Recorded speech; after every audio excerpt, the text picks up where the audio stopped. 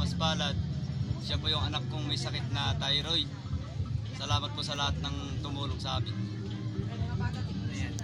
Siya po si Kuya kasi yung anak niya may sakit na thyroid. Bali bukas pa lang ulit mapapacheck up, sabi niya. Kaya malaking tulong po yung mga binibigay ng ibang tao para maipagamot ulit yung anak niya. Maraming salamat po.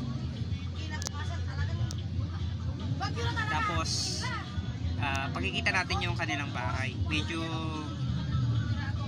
hindi man ganun kaayos, pero ito talaga yung totoong kanilang bahay.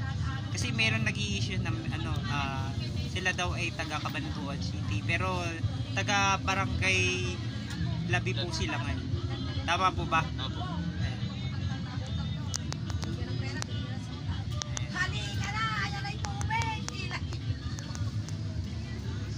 Ayan po yung kanilang bahay.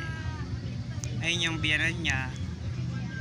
Tapos dito na rin yung ano nila, yung higaan paggabi. Bali dinivide na lang, kasama na yung kusina.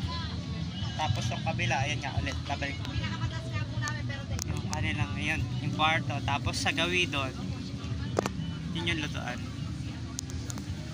Ayan. Maraming salamat po ulit sa mga tumulong.